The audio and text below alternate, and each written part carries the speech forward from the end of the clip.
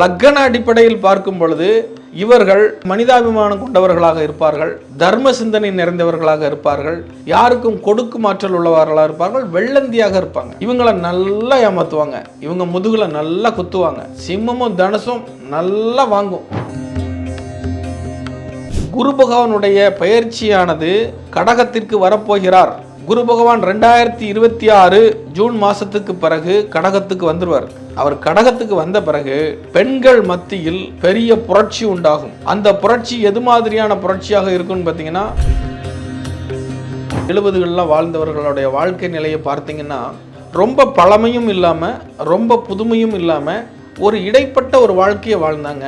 Cassette மாதிரி அந்த காலத்தில் படம் பார்க்குறதுக்கு டெக்குன்னு சொல்லுவாங்க, அது மாதிரி டெக்குலாம் இருந்துச்சு. இந்த காலகட்டங்களை எல்லாம் நம்ம அனுபவித்தோம். டெக்னிக்கல்லாம் உள்ளே வரும் பொழுது இயற்கை மாறவில்லை. ஏன்னா அன்னைக்கு தங்க நாணயம் தான். மன்னர் பொற்காசு கொடுத்தார், இந்த மன்னர் பொற்காசு கொடுத்த பொற்காசுன்னு தான் சொல்லுவாங்க. அதன் பிறகு வெள்ளியிலான நாணயம் வந்துச்சு. அதன் பிறகு பல மெட்டீரியல்லாம் வர ஆரம்பிச்சு நாணயம் போய் பணம் ரூபாய் நோட்டுக்கு மாறுது. அப்போ அந்த காகிதத்துக்கு போகும்போது அந்த காகிதத்தினுடைய தன்மை மாறுது, அதனுடைய குணங்கள் மாறுது, அதை புழங்கக்கூடிய மனிதனுடைய மனநிலை மாறுது. பதுக்க வேண்டும் என்கின்ற எண்ணம் காகித காலத்தில் தான் வருகிறது.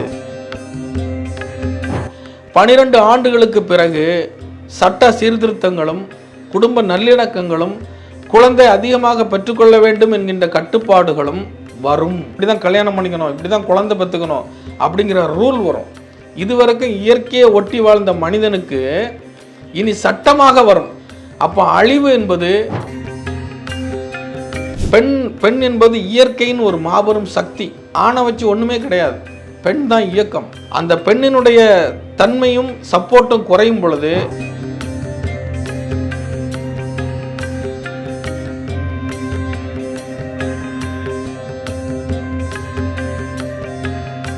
ரியலான் ஆன்மீக நேர்களுக்கு விகி நாராயணனுடைய அன்பான கனிவான வணக்கங்கள். நேர்களே, இன்னைக்கு நம்ம பேசக்கூடிய தலைப்பானது ஒரு வித்தியாசமான தலைப்பு. இன்னைக்கு மனித இனங்கள் சந்தித்து கொண்டிருக்கக்கூடிய அமைப்புகளை பற்றி. அதான் அந்த காலத்திலே பெரியவங்க பாடியிருக்காங்க, ஆண்டுக்கு ஆண்டு தேதிக்கு தேதி 1000 இருப்பது சுபதினம், ஆயுள் முழுவதும் அடுத்தவர் நலனை நினைப்பவருக்கே சுபதினம். இன்றைக்கி யாரெல்லாம் நம்ம அடுத்தவங்க நலனை பற்றி நினைக்கிறோம்? யாருமே நினைக்கிறது கிடையாது, எல்லாமே சுயநலம் தான். அப்போ இந்த சுயநலத்தான இந்த உலகத்தில் வாழ்ந்துட்டு இருக்கக்கூடிய காலகட்டத்தில் பணம் இருப்பவனுக்கும் நிம்மதி இல்லை, பணம் இல்லாதவனுக்கும் நிம்மதி இல்லை. இதில் 12 ராசி அடிப்படையில் அதிகமான துரோகங்களை சந்திக்கக்கூடிய ராசிகள். இப்படி 12 ராசிகளில் யார் அதிகமாக முதுகில் குத்துவாங்க, யார் அதிகமாக துரோகம் பண்ணுவாங்க, இப்படிங்கிற அமைப்புகளும் இருக்குது. இருந்தாலும் இந்த மனித இனம் போய் கொண்டிருக்கக்கூடிய காலகட்டமானது ஒரு விசித்திரமான ஒரு நிலையை நோக்கி தான் போயிட்டுருக்குது. 2000க்கு முன்னாடி வரைக்கும் ஒரு நிலை, 2000க்கு அப்புறமா ஒரு நிலை, இப்போ இந்த 2020க்கு பிறகு மனிதனுடைய நிலை முற்றிலும் மாறுபட்டு போயிட்டுருக்குது. அப்போ இதெல்லாம் எதனால்? கால ஓட்டத்தினுடைய காரணம் என்ன? கிரக மாற்றங்கள் மாற மாற மனிதனுடைய மனது மாறிக்கிட்டே இருக்குதா? அந்த கிரகத்துக்கும் மனித மனத்துக்கும் ஏதாவது தொடர்பு இருக்குதா? அதே கிரகங்கள் தானே சுற்றிக்கிட்டு இருக்குது, அந்த கிரகங்களால் ஏற்படக்கூடிய தாக்கங்கள் அதே மாதிரி தானே இருக்கணும் அப்படிங்கிற மாதிரியான ஒரு நினைப்புகள் இருக்கலாம். கிரகங்களுடைய நகர்வு, பூமியினுடைய நகர்வு, நமக்கு மேலே ஒரு காந்த சக்தி இருந்து நம்மளை அழுத்தம் கொடுத்துட்டு இருக்கக்கூடிய விஷயத்தில் இந்த பூமி எந்த அளவுக்கு நம்மளை சுற்றி நகர்ந்து போகுது அப்படிங்கிறத பற்றி ஒரு விஷயந்தான். எந்த அளவுக்கு அறிவியலை நம்ம அடைகிறோமோ, எந்த அளவுக்கு முன்னேற்றத்தை நம்ம அடைகிறோமோ, அந்த அளவுக்கு நம்மை சுற்றிலும் நம் வாழ்க்கை நம் கையை விட்டு போயிட்டே இருக்கும். 80களில் வாழ்ந்தவர்கள், 70களில் வாழ்ந்தவர்களுடைய வாழ்க்கை நிலையை பார்த்தீங்கன்னா ரொம்ப பழமையும் இல்லாமல் ரொம்ப புதுமையும் இல்லாமல் ஒரு இடைப்பட்ட ஒரு வாழ்க்கையை வாழ்ந்தாங்க. அது ஒரு சொர்க்கமான வாழ்க்கை என்று சொல்லலாம். எந்த விதமான அறிவியல் கண்டுபிடிப்பும் இல்லாமல் ஒன்றா புதுசாக அறிமுகமாகி கிரைண்டரு, அப்புறம் மிக்சி, டிவி, ஆண்டனா டிவி, இந்த மாதிரி டெக்கு போடுறது, கேசட் மாதிரி அந்த காலத்தில் படம் பார்க்குறதுக்கு டெக்குன்னு சொல்லுவாங்க, அது மாதிரி டெக்குலாம் இருந்துச்சு. இந்த காலகட்டங்களை எல்லாம் நம்ம அனுபவித்தோம். ஒரு ஆளுக்கு நம்ம நினச்ச உடனே ஃபோன் பண்ண முடியாது, ட்ரங்க் கால் புக் பண்ணி தான் போட முடியும். அந்த காலங்களெல்லாம் பார்த்துருக்குறோம். இப்படிலாம் அந்த அறிவியலை நினச்சி மெய்சில் இருந்து அதை உணர்ந்து ரசித்த காலம்லாம் உண்டு. இந்த மாதிரி டெக்னிக்கல்லாம் உள்ளே வரும் பொழுது இயற்கை மாறவில்லை.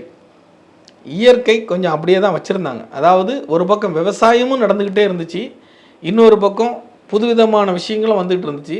அப்போ அந்த விவசாயத்தையும் கைவிடலை, புது விஷயத்தையும் அனுபவித்ததுனால எல்லாரும் கூடி மகிழ்ந்து குடும்ப உறவுகளோடு வாழ்ந்துக்கிட்டு இருந்தாங்க. அதன் பிறகு கட்டமைப்பு உடையுது, கணினி யுகம் பிறக்குது. அந்த கணினி யுகம் பிறந்த பிறகு மனிதனை மனிதன் சார்ந்து வாழாத ஒரு நிலை ஏற்படுகிறது. அப்போ அந்த மனிதனை மனிதன் சார்ந்து வாழாத ஒரு நிலை ஏற்படக்கூடிய ஒரு காலகட்டத்தில் மமதை ஏற்படுகிறது. அந்த மமதை தான் நம்ம ராசியின் அடிப்படையில் பார்க்கும் பொழுது இது எந்த கிரகங்கள் இதனுடைய தாக்கத்தை கொண்டு வருது அப்படின்னு பார்த்தீங்கன்னா, தங்க நாணயமாக இருக்கக்கூடிய காலகட்டத்தில் குரு என்பவர் காசாக இருந்தார். குரு தான் அன்னைக்கு பணம். ஏன்னா அன்னைக்கு தங்க நாணயம் தான். மன்னர் பொற்காசு கொடுத்தார், இந்த மன்னர் பொற்காசு கொடுத்த பொற்காசுன்னு தான் சொல்லுவாங்க. அதன் பிறகு வெள்ளியிலா நாணயம் வந்துச்சு. அதன் பிறகு பல மெட்டீரியல்லாம் வர ஆரம்பிச்சு நாணயம் போய் பணம் ரூபாய் நோட்டுக்கு மாறுது. அப்போ குருவானவர் அவருடைய வேலையை முடிக்கிறார். நல்லா புரிஞ்சுக்கணும் எப்படி கலியுகமாக பிறக்குது அப்படிங்கிறது. குரு தன் கட்டுப்பாட்டில் இருந்த பொருளாதார நிலை மாறி அந்த பொருளாதார நிலை புதனுடைய கட்டுப்பாட்டுக்கு போகுது. புதன் என்பது பணம், காகிதம். காகிதம் என்றால் புதன். அப்போ அந்த காகிதம் என்பது பறக்கக்கூடியது, ஒரு நிலையில்லாதது, அங்கங்கே அப்படியே போயிட்டே இருக்கும். அப்போ அந்த காகிதத்துக்கு போகும்போது அந்த காகிதத்தினுடைய தன்மை மாறுது, அதனுடைய குணங்கள் மாறுது, அதை புழங்கக்கூடிய மனிதனுடைய மனநிலை மாறுது. பதுக்க வேண்டும் என்கின்ற எண்ணம் காகித காலத்தில் தான் வருகிறது. யாராவது நாணயத்தை பதுக்கி பார்த்துருக்கீங்களா? காகிதத்தை தான் பதுக்கியிருப்பாங்க. அப்போ அந்த புதனுடைய தன்மை அங்கே வருகிறது. புதன் தன்மை வரும் பொழுது இப்போ டிஜிட்டல் உலகம் வந்த பிறகு கூகுள் பே வந்தாச்சு. பணத்தை பார்க்காமலே பணத்தை மாற்றுறோம், பணத்தை ட்ரான்ஸ்ஃபர் பண்ணுறோம். ₹1 பாத்ரூமுக்கு போனால் கூட இன்றைக்கி கூகுள் பே பண்ணிவிட்டு போயிட்டுருக்காங்க. அந்த அளவுக்கு ஊகம் மாறிட்டு. இந்த கண்ணுக்கு காணாத பணத்துக்கு அதிபதி யார்? ராகு. அப்போ ராகு யார்? முழுக்க முழுக்க பொய்க்காரகன், மாய வலை. அப்போ மனித இனம் எண்டுக்கு வந்துட்டுன்னு அர்த்தம். மனித இனம் முடிவை நோக்கி பயணிக்க ஆரம்பித்து விட்டது. இந்த பயணமானது இன்னும் எவ்வளவு காலம் பணத்தை நோக்கி நிலைக்கும்னு சொல்ல முடியாது. இது ஒரு காலகட்டத்தில் ஒரு சுழற்சியில் நின்று போய் ஒரு மலை ஏறுறோம். நம்ம ஒரு மலையினுடைய உச்சிக்கு போயிடுறோம். உச்சிக்கு போனதுக்கப்புறம் அங்கே என்ன இருக்குது? ஒன்றும் இல்லை. ஆனால் மலை ஏறும்போது எப்படி ஏறுறோம்? என்னமோ இருக்குது, என்னமோ இருக்குது, என்னமோ இருக்குன்னு ஏறிக்கிட்டே போகிறோம். ஏறி போனால் மொட்டையாக தான் இருக்குது, ஒன்றுமே இல்லை, இதுக்கு தான் இவ்வளோ வந்தோமா அப்படிங்கிற மாதிரி நிலை வந்துடும். அப்போ மறுபடியும் நம்ம இறங்குறோம். அப்போது இந்த மாதிரியான ஒரு சுழற்சி முறை தான். இதில் துரோகங்களை அதிகமாக யார் சந்திக்கிறார்கள்னு பார்த்தீங்கன்னா அதுக்கு பல காரணங்கள் இருக்குது. லக்கணம் அடிப்படையில், ராசி அடிப்படையில், நட்சத்திர அடிப்படையில் இப்படிலாம் இருக்குது. ராகு நட்சத்திரத்தில் பார்த்திங்கன்னா திருவாதிரை நட்சத்திரம், சதய நட்சத்திரம், இந்த இரு நட்சத்திரங்கள் யாருக்கு பகை நட்சத்திரமாக வருகிறதோ, எதிர் நட்சத்திரமாக வருகிறதோ, முடக்கு நட்சத்திரமாக வருகிறதோ, இவர்கள் நிறைய பேர் ஏமாற்றுவாங்க. நீங்கள் நல்லா கவனித்து பாருங்கள். திருவாதிரை நட்சத்திரம், சதய நட்சத்திரம் வரக்கூடிய நபர்கள், இவருக்கு இந்த நட்சத்திரத்தில் எந்த கிரகம் இருந்தாலும் இவர்கள் ஏமாறுவார்கள். அதே போல் லக்கணம் பார்த்திங்கன்னா தனுசு லக்கணம், சிம்ம லக்கணம். தனுசு, சிம்மம், மேஷம்.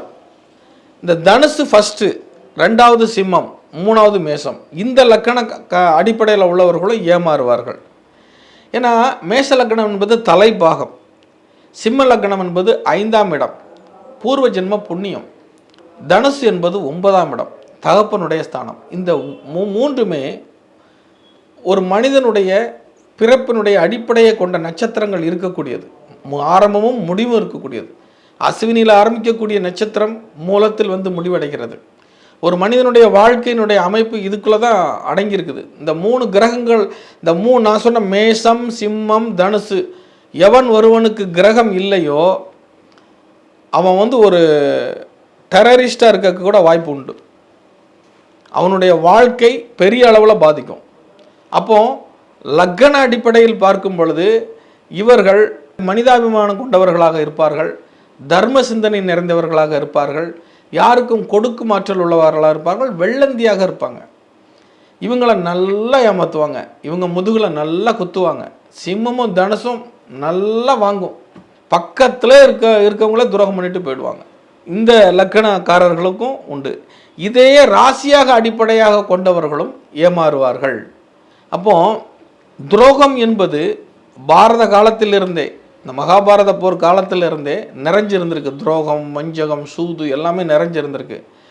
இதுவே ஒரு கான்செப்டாகவே இருந்திருக்கு. இந்த கான்செப்ட் நாளடைவில் மனித இனம் அந்த அசுர குணத்துங்களில் பிறக்கிறது, அந்த அசுர இனத்தில் பிறக்கிறது, ஒவ்வொன்றும் கலப்பினமாக பிறந்து இன்னைக்கு யார் நல்லவர்கள் அப்படின்னு தேடினாலும் கிடைக்காத லெவலுக்கு போயிடுச்சு. அப்போ இந்த குடும்ப கட்டமைப்புகள் உடையுது. இந்த குடும்ப கட்டமைப்புகள் உடையும் பொழுது எதற்காக இந்த வீடியோவை இந்த காலகட்டத்தில் நம்ம சொல்கிறோன்னு கேட்டிங்கன்னா, குரு பகவானுடைய பயிற்சியானது கடகத்திற்கு வரப்போகிறார். குரு பகவான் 2026 ஜூன் மாதத்துக்கு பிறகு கடகத்துக்கு வந்துடுவார். அவர் கடகத்துக்கு வந்த பிறகு பெண்கள் மத்தியில் பெரிய புரட்சி உண்டாகும்.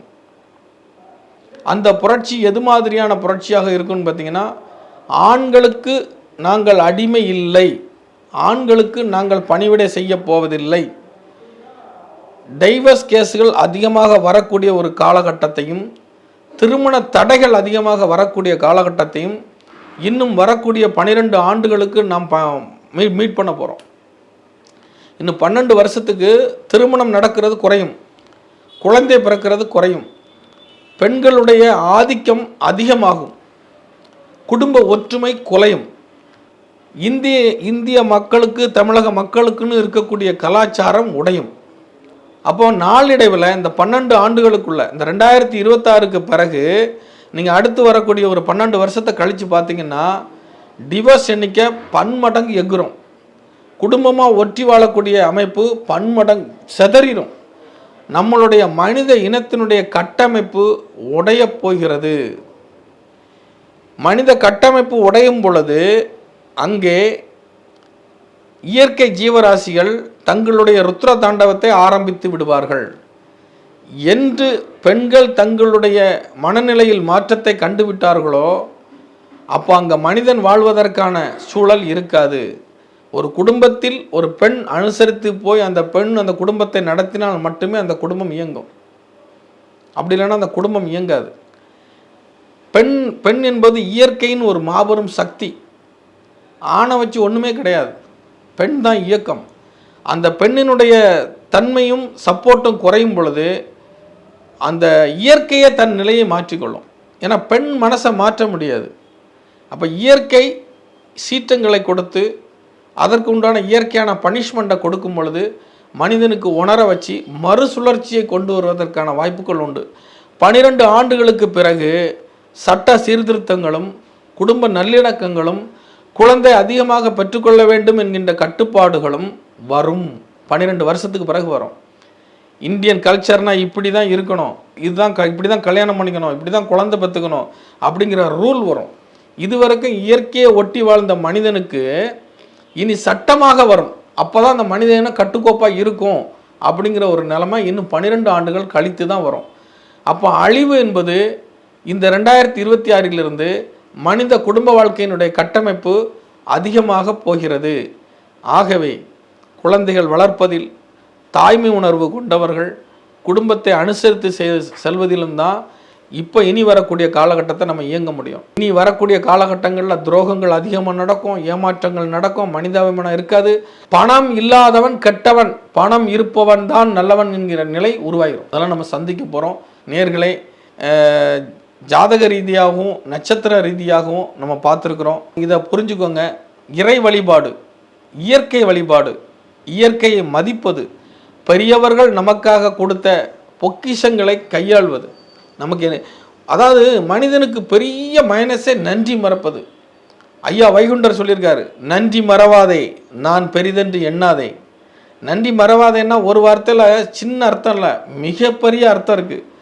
உங்களுக்காக உங்களுக்கு வீடை விட்டுட்டு போன உங்கள் அப்பா அம்மா, உங்கள் தாத்தா பாட்டி எவ்வளோ அர்ப்பணிப்போட கொடுத்துட்டு போயிருப்பாங்க. ஆனால் நீங்கள் அதை ஒரு நாளாவது சிந்திச்சு பார்த்துருப்பீங்களா?